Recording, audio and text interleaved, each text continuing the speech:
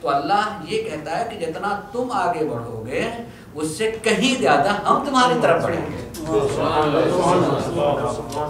اس لیے ہمیں کبھی تواب نہیں کہتا ہے بڑھنے والا، دھیرے دھیرے بڑھنے والا. تواب بہت تیزی سے بڑھنے والا، دھیرے بڑھو گے بہت تیزی سے بڑھتا چلا جائے گا.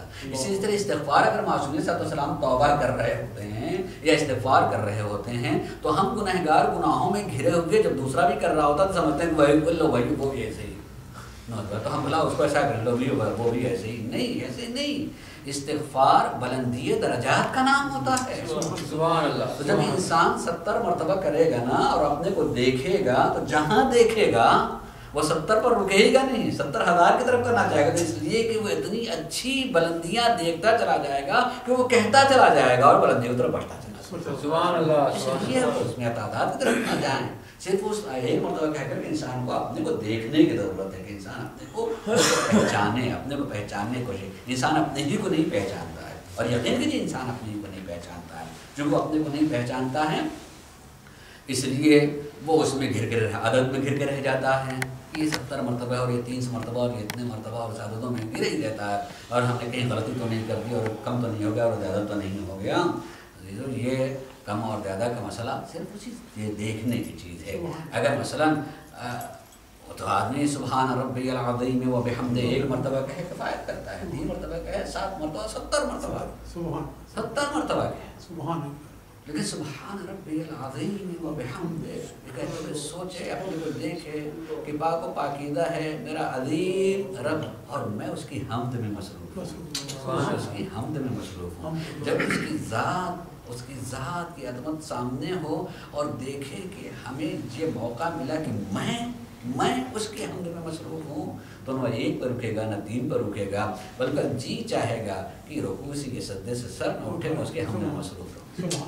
جو کبھی اس کو کبھی جو انسان کا وہ جو شکوک میں پڑ جاتا ہے نہیں آئے گا کہ میں نے کیا کیا ہے اور کیا نہیں کیا ہے، بلکہ ہمیشہ اس کے حاضر اور ناظر رہے گا. کیا چیز ہے اس سلسلے میں؟ وہ کون سی چیز ہے جو انسان کو روکتی ہے؟ چیز کیا ہے؟ علم اخلاق میں آنے کے بعد جو چیز انسان کو روکنے کے لیے دیکھیے بہت ساری چیزیں ہیں، ان میں سے سب سے پہلی چیز کا نام دیا غفلت. انسان غافل ہوتا ہے، غافل ہوتا ہے اور یقین کیجیے غافل ہوتا ہے، یقین کیجیے کہ وہ غافل ہوتا ہے. سوئے کو جگانا آسان ہے، جاگتے کو جگانا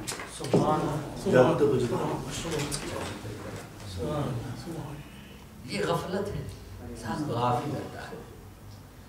وَلَا تَكُنْ مِنَ الْغَافِلِينَ قرآن جہاں کہتا ہے لا تَكُنْ مِنَ الْغَافِلِينَ، غافلین میں نہ رہنا، غفلت کرنے والے غافل لوگوں میں نہ رہنا. پھر من الذاکرین، یاد کرنے والوں میں سے، یاد رکھنے والوں میں سے تمہیں ہونا چاہیے. غفلت بے انتہا بہت ہی خطرناک قسم کی بیماری ہے اور انسان غفلت میں پڑا ہوا ہے، ہر جگہ وہ غفلت. مثلا فرض کیجیے کوئی لمحہ نہیں رکا ہے کہ ہم سفر میں نہ ہوں، مسلسل سفر میں. اگر کسی مسافر کو پتہ ہی نہ ہو کہ ہم سفر میں ہیں، کسی مسافر کو اصلا خبر ہی نہ ہو کہ ہم سفر میں ہیں، ہم ایک منزل سے چلے ہیں اور ہماری ایک منزل ہے جہاں جانا ہے.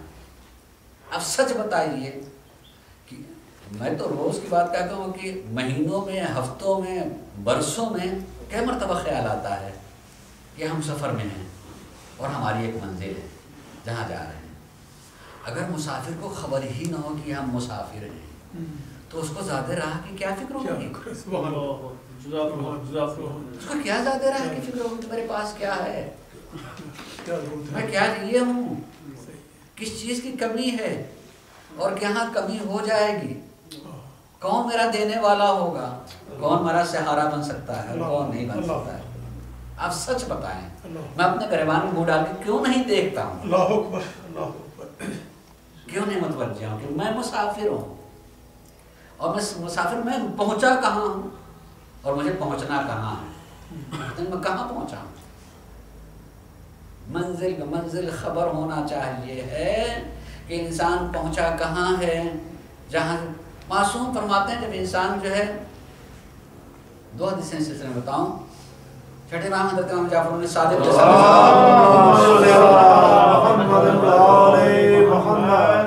کہ اذا بلغ الانسان یا بلغ الرجل 40 سنہ، اگر انسان جب انسان 40 سال کا ہو جائے، غور کیجیے گا مطلب پڑھیے، جب انسان 40 سال کا ہو جائے اور 40 سال کا ہو جانے کے بعد اسے کسی دن اپنے روزانہ ہونے والے عمل پر غور کرنا چاہیے کہ 40 سال کا ہو جانے کے بعد اب بھی نیکیوں اور اچھائیوں کے مقابلے میں عیوب اور برائیاں زیادہ ہیں، اب بھی نیکیوں اور اچھائیوں کے مقابلے میں برائیاں جو ہیں زیادہ ہیں، فَلْيَتَجَهَّزْ إِلَى النَّارِ، تو اسے سمجھ لینا چاہیے کہ میں جہنم کے راستے پر ہوں۔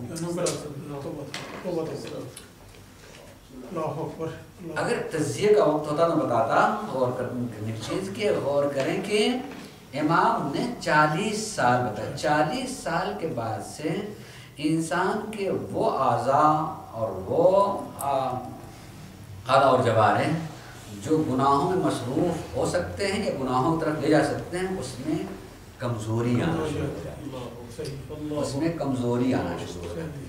اس کمزوری آنے کے بعد بھی پھر انسان کے یہاں برائیاں زیادہ ہو، یقین ہے کہ مجھے تو جہاد لڑنا، گویا اب بھی 40 سال سے پہلے تک کے لیے بہت راستے ہیں کہ معاف کیے جا سکتے ہیں، اس لیے اس سے خواہشات، ان کے وہ قوا، ان کے اعضاء اور جوارح مضبوط ہیں جو عقل پر جو ہے غالب آ جاتے ہیں، لیکن چونکہ وہ عقل پر غالب آ گئے ہیں تو اس کے معافی کے بھی راستے ہیں، لیکن 40 سال کے بعد جو ہے کمزور ہو جاتے ہیں، اس کمزوری کے بعد بھی اگر ایسا ہو تو نہیں۔ پھر امام فرماتے ہیں کہ جب اس آگے دوسری حدیث میں اس سے آگے جب بڑھتا ہے تو اب موت صدا دینے لگتی ہے، موت آواز دینے لگتی ہے کہ کتنے قریب ہو چکے ہو تم، اب اس آگوش یعنی منزل سے قریب ہو چکے ہو تم۔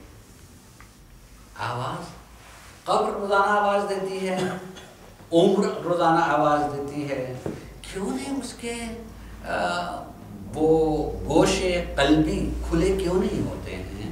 کیوں؟ اس لیے کہ غافل ہے، وہ غفلت میں ہے، مسلسل غفلت میں ہے، اس سے بچتے رہنا چاہیے۔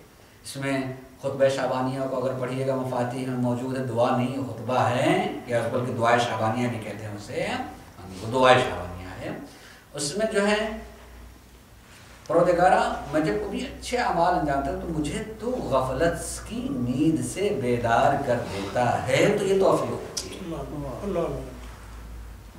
انسان جو ہے اگر غفلت سے جاگے نہ، غافل ہی رہے تو یہ بھی توفیق نہیں ہوتی ہے، نہیں ہو پاتی ہے۔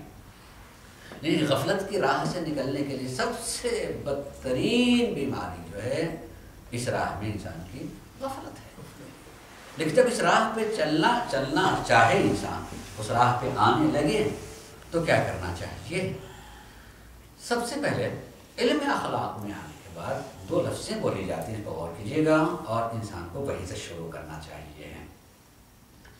ایک لفظ بولی جاتی ہے علم اخلاق میں تخلیہ،